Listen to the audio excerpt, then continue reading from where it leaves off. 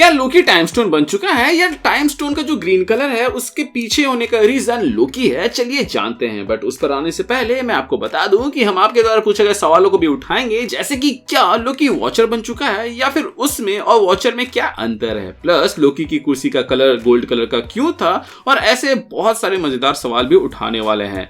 तो without wasting any more time चलिए जानते हैं। शुरुआत करते हैं हम कि लोकी का टाइम स्टोन के ग्रीन कलर से कोई रिलेशन है या नहीं। तो बॉस देखा जाए तो कॉमिक्स में टाइम स्टोन का कलर ऑरेंज था एंड एमसीयू में इसको ग्रीन किया गया, जो कि क्रिएटिव टीम ने कुछ सोच समझ के ही किया होगा। जबकि अगर हम लोकी का इतिहास देखें तो वो शुरू से ही ग्रीन कलर के पावर्स को यूज करते आ रहा है, तो उसको मूवी में कंटिन्यू किया गया। अब यहाँ पर दो बातें हो सकती है। सबसे पहला तो ये कि क्रिएटिव टीम ने जानबूझकर ऐसा किया क्योंकि शायद तक ये शुरू से ही प्लान में होगा कि लोकी को मास्टर ऑफ टाइम दिखाया जाएगा भविष्य में, इसीलिए उसका जो मैजिक का कलर है उसको टाइम स्टोन से मिलता जुलता दिखा दिया जाए। वरना वो लोग टाइम स्टोन का कलर ऑरेंज भी रख सकते थे बिल्कुल कॉमिक्स के जैसे, जिससे वो बहुत ही ज्यादा कॉमिक एक्यूरेट होता। अब देखा जाए तो लोकी मास्टर ऑफ टाइम है एंड वो समय के एंड में बैठा है जहां वो मर रहे टाइमलाइंस को एक्स्ट्रा टाइम दे रहा है ताकि वो और भी फले फूले और जिए। तो मेरे ख्याल से ये जो एक्स्ट्रा जान वो डाल रहा है या एक्स्ट्रा टाइम वो जो दे रहा है उस टाइमलाइन को अपने मैजिक से, उसी के वजह से यूनिवर्स में जो टाइम स्टोन का कलर है वो ग्रीन है। एंड क्योंकि इन्फिनिटी स्टोन्स का मकसद ही रहता है कि वो बैलेंस बना के रखे यूनिवर्स के अंदर, तो इसके बहुत ज्यादा चांसेस है। इसके अलावा ये भी एक रीजन हो सकता है कि क्यों टाइम स्टोन को कोई भी छू नहीं सकता, एज वो टाइम्स को लोकी अलग से ऐड कर रहा है,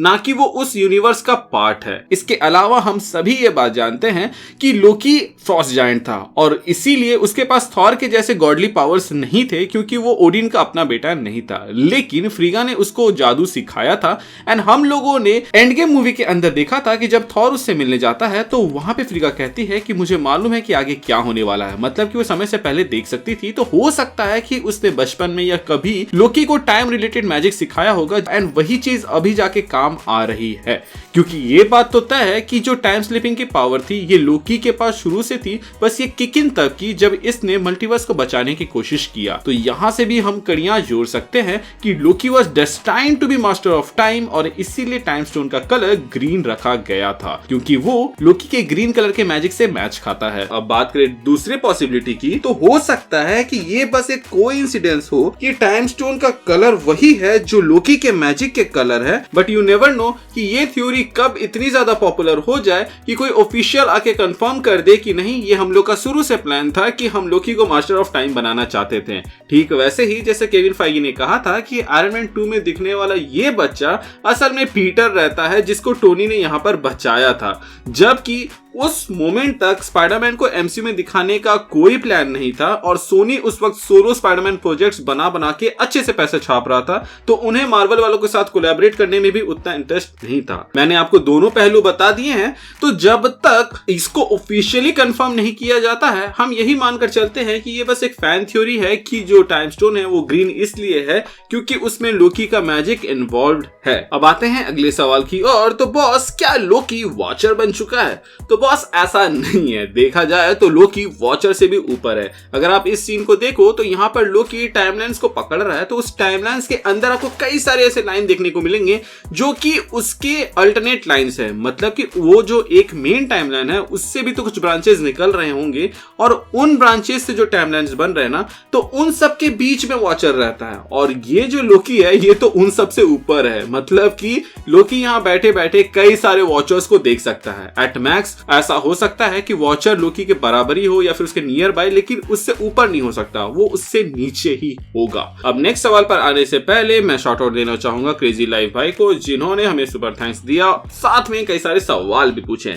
तो चलिए एक एक करके उनके सवालों का जवाब देते हैं। जहां पर उनका पहला सवाल ये रहता है कि अगर कैप्टन अमेरिका जिंदा है और वो दूसरी बार सुपर सोल्जर सीरम को इंजेक्ट करेगा तो क्या होगा? क्या वो यंग हो जाएगा या फिर और भी ज्यादा पावरफुल हो जाएगा? इसके अलावा उन्होंने और एक सवाल पूछा था और वो ये है कि क्या कभी किसी हीरो ने एक से ज्यादा बार सीरम को इंजेक्ट किया है? अगर हाँ तो उसका क्या असर हुआ?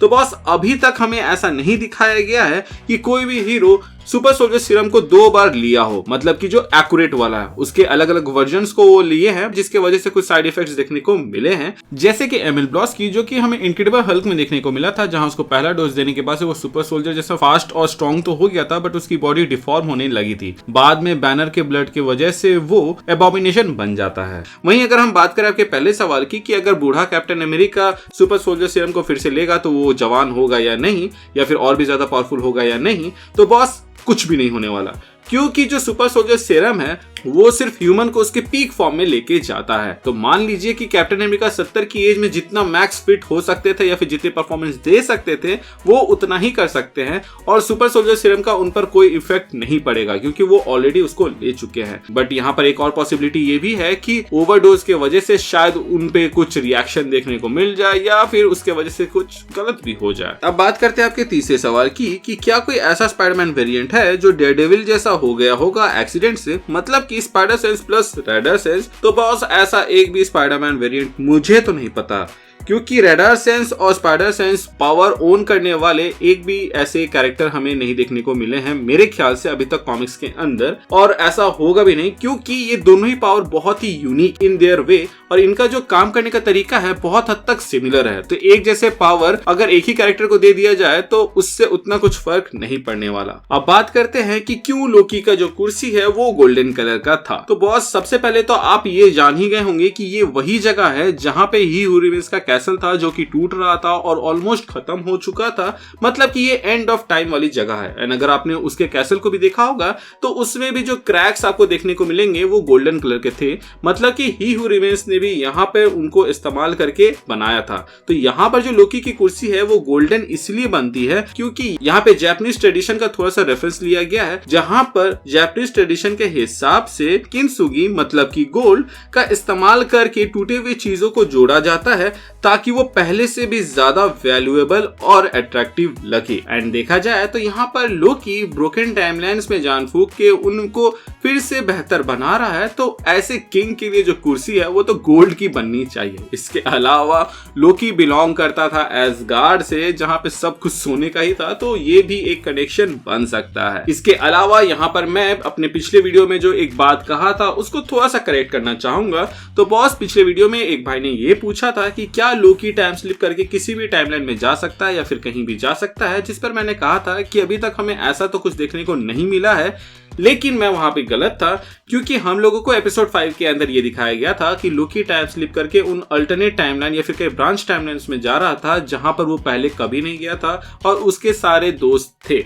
तो हाँ, लोकी टाइम स्लिप करके अब कहीं भी कभी भी जा सकता है, लेकिन क्योंकि वो अब यहाँ पर टाइमलाइंस को बचा रहा है, उन्हें प्रोटेक्ट कर रहा है, तो मुझे नहीं लगता कि वो ऐसा कुछ कर सकता है। यहाँ पर वो कस्टोडियन ऑफ मल्टीवर्स के जैसे मेरे ख्याल से टाइमलाइंस में कुछ चेंजेस कर सकता है जिससे हीरोज को थोड़ी मदद मिले। और इसी पर मैंने एक छोटी सी थ्योरी दी थी कि Ant Man and the Wasp Quantumania में जो एंट्स थे उनका जो इवोल्यूशन हुआ था उसमें लोकी का थोड़ा सा हाथ था, क्योंकि वो एक की फैक्टर था जिसके वजह से वहां पे कैंग द कॉन्करर हारा था। आपका क्या कहना है इसके ऊपर आप हमें कमेंट सेक्शन के जरिए बता सकते हैं। चैनल पे नए हैं तो चैनल को सब्सक्राइब कर दीजिएगा, एंड पुराने हैं तो प्लीज चेक कि आपने बेल आइकन दबाया है या नहीं। अगर आपने दबा दिया है तो वेल एंड गुड, और अगर आपने नहीं दबाया है तो उसे दबा दे ताकि जब भी मैं कोई वीडियो डालूं उसका नोटिफिकेशन आपको जाए। इसके अलावा हमारे चैनल का एक छोटा सा मोटो है जो कि ये लोगों की मदद करे, अपना ख्याल रखे एंड कीप मूविंग फॉरवर्ड का रट लगाकर आगे बढ़ते जाएं।